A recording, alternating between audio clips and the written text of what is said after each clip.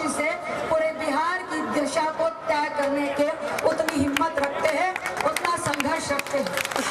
मैं आपसे इतना ही कहूंगी, आपका बेटा, आपका भाई, आपका दोस्त एक बार फिर आपके बीच में है, आपकी धरोहर है।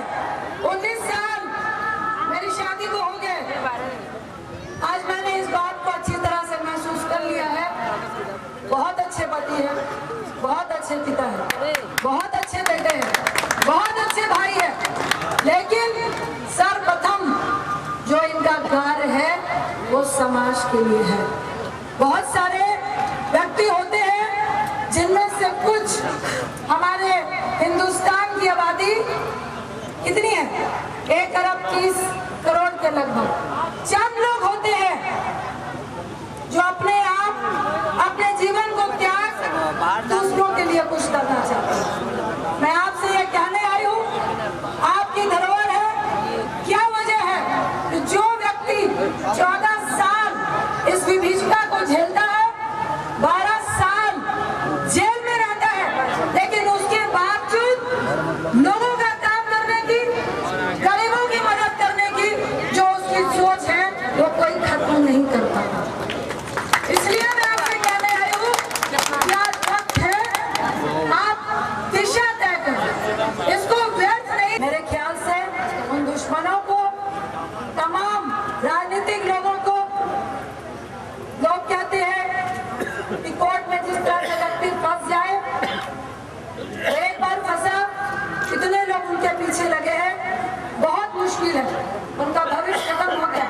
हम लोगों ने भी सोचा था कि शायद राजनीतिक पारी पूरी नहीं कर सकेंगे, राजनीतिक पारी को आगे नहीं बढ़ा सकेंगे, लेकिन एक उम्मीद जरूर थी, एक सोच थी।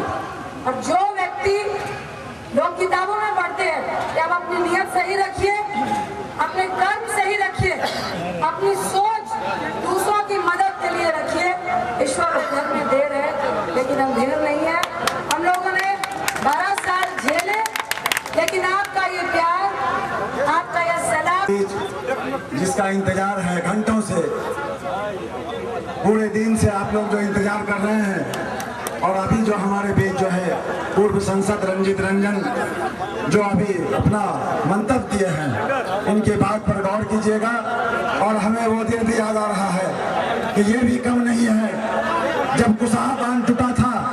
वो हकीकत है कि 12 बजे रात में संसद जेल में थे और 12 बजे रात दिन एक करके, जो आप लोग जानते हैं कि कुसाहा बांध में कितने लोग मर गए, कितने फंस गए, लेकिन अपनी जान को जोखिम में रख के यही सांसद रंजीत रंजन जो है अपनी जान को जोखिम में रख के पूरे इलाके में लोगों को एक इतिहास बनाने का काम किया, और पूरे कोसी कमिश्नरी में जो है लोगों को बचाने का काम किया है। 12 बजे रात में हमने फोन किया, 1 बजे रात में हमने फोन किया है। जो हकीकत है, सच्चाई है कि एक महिला होके और ये इस तरह से झांसी की रानी बन के उसको साहबान में डूबते हुए आदमी को, मरते हुए आदमी को, तड़पते हुए आदमी को चूड़ा गुड़ और कपड़ा से और उसको जमीन पर लाद के पहुंचाने वाली यही संसद है जो आज झांसी की रानी बन।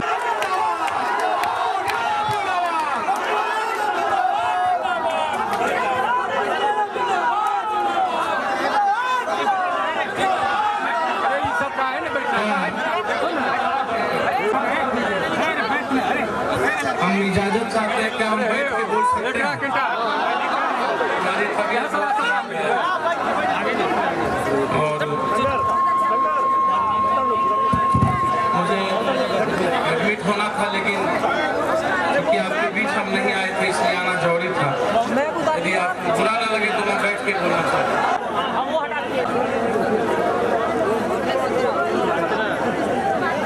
बोले ना तो नहीं बोले जी। आदरणीय लोकप्रिय विधायक, सभी का मान सम्मान का ख्याल रखने वाले, ये हल्ला तो आदरणीय अफाक बाबू, इसराइल बाबू, इस पूर्णिया जिला जिला के सभी, नाम लेने में बहुत लंबा, हजारों नेता हैं हमारे यहाँ, सभी सम्मानित आदरणीय नेतागण,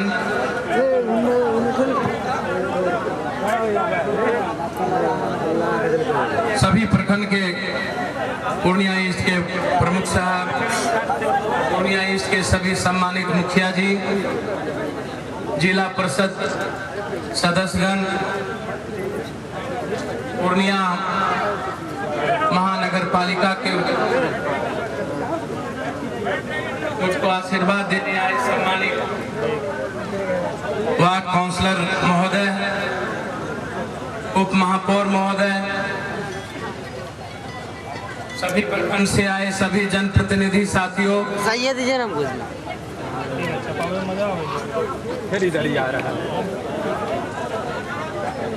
खास तौर पर बायसी, किशनगंज, अररिया और कटिहार के जिला पार्षद अध्यक्ष जी, अररिया से आए जिला पार्षद अध्यक्ष जी, कटिहार के सभी वार्ड काउंसलर महोदय, आदरणीय सम्मानित जनप्रतिनिधि मुखिया जी, किशनगंज लोकसभा के सभी लोकप्रिय आदरणीय मुखिया जी, जनप्रतिनिधि महोदय, संघर्षशील अररिया के सभी प्रखंड जो कि रानीगंज, फारबिसगंज, पलासी, सभी जगह से आए सम्मानित साथियों, कटिहार के सभी युवा साथी जो कंप्लीट कटिहार से चलकर पैदल मेरे साथ आए, मोटरसाइकिल पर और गाड़ी पर उन्होंने नहीं बैठा, लगातार सैलाब की तरह वो चलते रहे। पूर्णिया के सम्मानित सभी ऐसे नौजवान जो 10 साल में मुझसे दूर रहे हो, हमें जानते हो या नहीं, जिनकी उम्र 16 साल हो, 18 साल हो, और जो मैंने उनके भीतर मेरे प्रति आदर और सम्मान देखा, मुझे लगा कभी मेरे बेटे और उनके बीच चुनने की बारी आए, ऐसे सम्मान में मैं अपने बेटे को भूलकर उसे चुनूंगा जो आज मेरे लिए इस कदर यहाँ पर है। मैं उसका भी सम्मान करता हूँ। ऐसे बुजुर्ग जो दूरों सदियों से वनवास में थे, हम तो वनवास में थे, लेकिन ऐसे लोग जो अंतरंग बेटे की तरह 25, 26, 27 सालों से सिर्फ मुझे ही बेटा मानते हो, ऐसे बुजुर्गों को मैंने देखा जो अपना घर द्वार छोड़कर धूप में रोड के किनारे खड़े और सिर्फ उनकी आंखें बता रही थी कि हम अपने बेटे के लिए आए हैं। निश्चित रूप से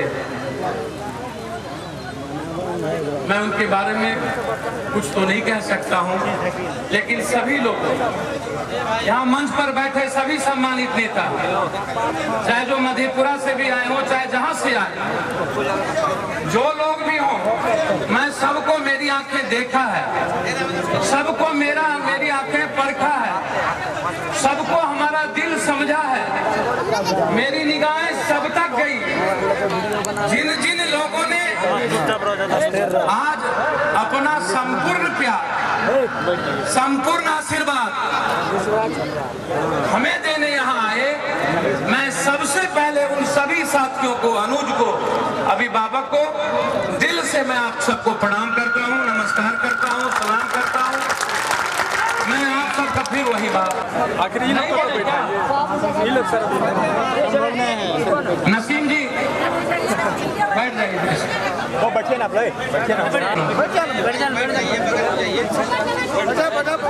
मेरी बात बहुत कड़वी है लेकिन बहुत सच्चाई है। मुझे नहीं महसूस होता कि मैं आपके बीच आया हूँ सिर्फ आपके दुआ की, ये बात सच है। मैं तो तब का ही उम्मीद छोड़ दिया था जब मैं एक रात माननीय सर्वोच्च न्यायालय ने राजन तिवारी का बेल दिया और पप्पू यादव को यह कहकर के बेल देने से इनकार कर दिया कि उसे नहीं दे सकता हूं। एक आदमी जिस पर कॉन्स्पिरेटर का आरोप लगता है और एक आदमी जिस पर शूट करने का आरोप लगता है, उसको माननीय सर्वोच्च न्यायालय के द्वारा बेल तो मिलती है। हम दूर बम्बई और दिल्ली में बैठकर एक आरोप लगा, मैं कभी नहीं बोलता, लेकिन जब उस वक्त उन्हें बेल मिल गई सुप्रीम कोर्ट से और हमें कहा गया कि नहीं, 3 साल के बाद हम गए थे, जेल में रहने के बाद तो कहा नहीं, उन्हें जेल में ही रहना। मुझे उस रात लगा कि शायद अब मेरी जिंदगी खत्म हो गई। रात के 3 बजे तक हमें नींद नहीं आया, छटपटाहट होती रही और लगा कि आज हमें आत्महत्या कर लेना। वो दिन, वो डेट, वो तारीख हमारे डायरी में लिखा। जब मैं किताब लिख रहा था अपनी जिंदगी पर, तो मैंने उसमें कई चीज डाला अपनी जिंदगी के बारे में। मैं आप लोग क्या बात करते हैं? मैं आज हूं आपके बीच, मुझे उम्मीद नहीं, ये मैं दिल से बोल, परमात्मा ने सुनी आपकी बात, मैं हूं आपके बीच, लेकिन मैं आपके बीच हूं, मेरे मन में बहुत सवाल, मैं करूंगा। लगातार जेल से जो हमारे विचार, कभी किसी से समझौता नहीं किया, तो नहीं बोलेंगे, बैठ जाइए। कभी नहीं सोचा कि कांग्रेस हमारी मदद करे, क्योंकि कांग्रेस में इसलिए नहीं गई थी कि पप्पू यादव जी को मदद मिल जाए।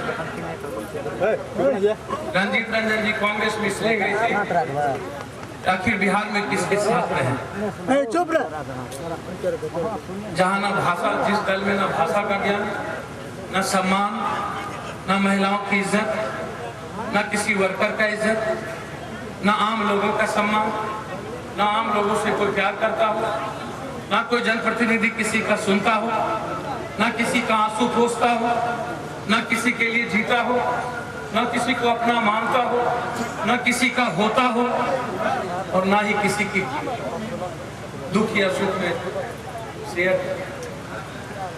बहुत सोच करके हमसे इन्होंने कहा कि मुझे नहीं लगता कि मैं बिहार की किसी दल में राजनीति कर पाऊंगी। जिस तरह की गंदी राजनीति है, कहीं ना कहीं एक अच्छे और बड़े दलों में रहना पड़ेगा। और मैं जानता हूं कुछ चीजें, कुछ ऐसे दल हैं जो विचारों के आधार पर चलते, जो सिद्धांतों के आधार पर चलते, जो देश के लिए काम करते हैं। कुछ ऐसे दल भी जो सिद्धांत से नहीं, और वो गए हैं।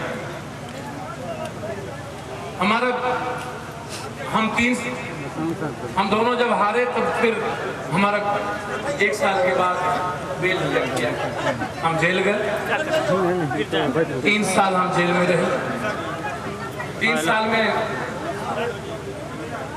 हमारी मुलाकात किसी से नहीं हो पाई, सब मुलाकात बंद कर दी गई। जेल एक ऐसा जगह है जहां मन पर, विचार पर, दिल पर, तन पर, शरीर पर, सब पर पहरा हो। हम चाह लेंगे अभी कुछ खाना हमें नहीं खा सकते, मैं चाह लूंगा मुझे अभी किसी अपनों से मिलना हमें नहीं मिल सकता, मैं चाह लूंगा कि मैं अभी करवट बदलूं, नहीं बदल सकता। शरीर पर ही पहरा नहीं लगता, मन, विचार, दिल सब पर पहरा लगता। सिर्फ बचता है कुछ अपना विचार, अपना मन, जो अपने तरीके से सोचकर इंसान के लिए कुछ पढ़ा जा सकता, लिखा जा सकता, उसके लिए वहां से भी किया जा सकता।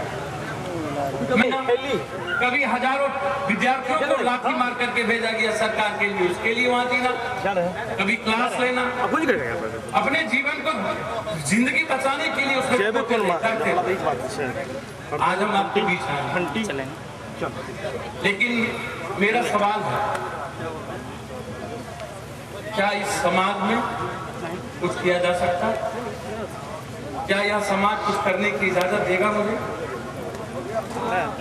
क्या मैं आप जात पर, धर्म पर, मजहब पर बटा हुआ, लंबी लंबी बातें मंच से होती है जो मुझे अच्छे नहीं लगते। हुआ क्या? कहाँ है आज 65 साल के बाद? क्या 65 साल में कोई इस देश को अच्छे इंसान नहीं मिले? डॉक्टर अब्दुल कलाम ने एक किताब लिखा कि 2020 में भारत बदलेगा। 60 करोड़ युवा हैं। मैंने अब्दुल कलाम जी को मैसेज भेजा, मेल भेजा, उनसे मैंने कई पत्र भेजा। मैंने पूछा कि कौन बदलेगा? कोई है इस देश में जो बदल सकता? यदि बदल सकता तो अभी तक क्यों नहीं बदला? इंडिया और भारत का देश, शुरू से लेकर आज तक यह बात कहने वाले, एक इंडिया का देश है, एक भारत का देश है। क्या पप्पू वहां कहाँ था? और किस नौजवानों से हम बदलेंगे? और आज तक क्यों नौजवान नहीं बदल सकते? अन्ना हजारे के वक्त अंगड़ाई ली गई नौजवानों की, क्या हुआ? भ्रष्टाचार रुक गए। मैंने ये सारे सवाल उनको डाला। कौन लड़ रहा है भ्रष्टाचार के खिलाफ? वही वकील साहब बोल रहे हैं भ्रष्टाचार के खिलाफ, जो लाखों करोड़ों रुपया जब तक नहीं लेते, घर नहीं बिक जाता, तब तक गरीबों की रिहाई नहीं होती, कोई सुनवाई नहीं होती। वो बोलते हैं, वो डॉक्टर बोलते हैं भ्रष्टाचार के खिलाफ। अन्ना हजारे के साथ जो 3 साल में ना जाने 300 करोड़ का मालिक बन जाता, जिस डॉक्टर को आम जनता की गाली सहने की क्षमता ना हो, जो एक बार कोई आम जनता अपने बच्चे की मौत पर किसी से झगड़ जाता है तो 3 महीने के लिए, 15 दिनों के लिए हड़ताल कर देता है, 300 बच्चे मर जाते हैं। संवेदनहीन डॉक्टर, संवेदनहीन लोग भ्रष्टाचार की बंद करने की वकालत करते हैं। वो जनप्रतिनिधि, वो नौजवान भ्रष्टाचार की वकालत करेंगे कि जो डीपीएस में पढ़ने वाला बच्चा कोक के डिब्बे में शराब पीता हो, जिसके भीतर बचपन से ही जात की भावना भर दी जाए, जिसको सिर्फ कंप्यूटर का ज्ञान दिया जाए, टेक्निकल ज्ञान दिया जाए, नैतिक और बौद्धिक ज्ञान जिस नौजवानों के भीतर बच न गई हो, वो नौजवान भ्रष्टाचार के खिलाफ अन्ना हजारे के साथ यदि खड़ा होता है, जो किसी पार्क से उठता है रातों रात, जो किसी क्रिकेटर को आइकॉन मान ले, तो या तो किसी अंबानी को या तो किसी बिरला को, वहां भ्रष्टाचार के खिलाफ बात होती है। आप कहते हैं 60 करोड़ देश का नौजवान है, हम कैसे बदलेंगे? बेगर आपके बदले, बेगर नौजवानों के भीतर के मानसिक परिवर्तन के, बौद्धिक परिवर्तन के क्या पूर्णिया या बिहार कौन बदलेगा? बलात्कार में हाय तौबा मची। फिर मैंने पत्र लिखा, और जब हाय तौबा मची, पूरा देश कैंडल के मार्च हो गया।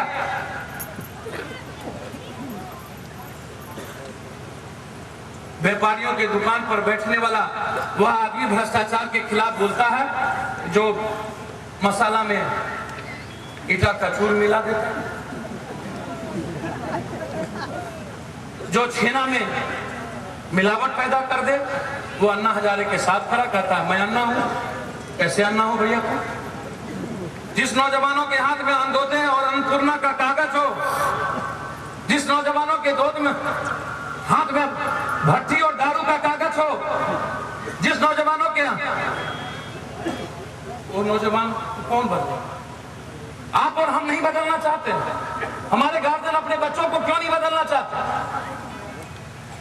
हम करना चाहते हैं आपके लिए।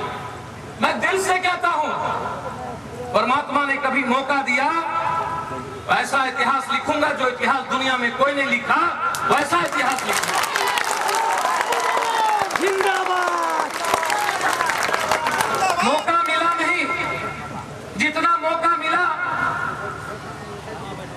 कैंडल के लो की तरह मैंने प्रकाश को आपके घर तक पहुंचाने की कोशिश की, हर लोगों तक जानने की कोशिश की, उसको समझने की कोशिश की, उससे प्यार करने की कोशिश की, उसके लिए मुस्कुराहट देने की कोशिश की, उसके लिए हंसने की कोशिश की। उसके लिए जीने की कोशिश की, 10 पैसा।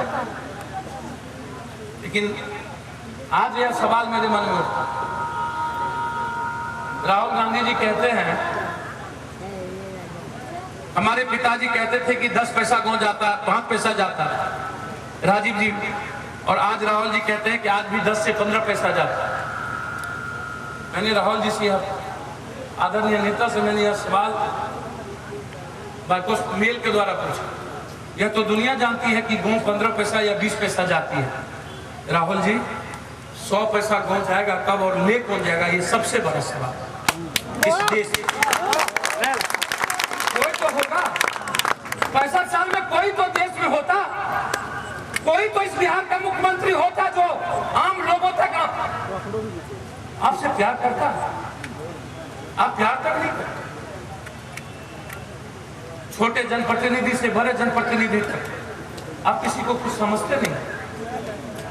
आप एक बार जिला पार्षद नहीं बन के लगा कि आप प्रधानमंत्री हो गए, हो गया करता है। एक बार आप मुखिया जी हो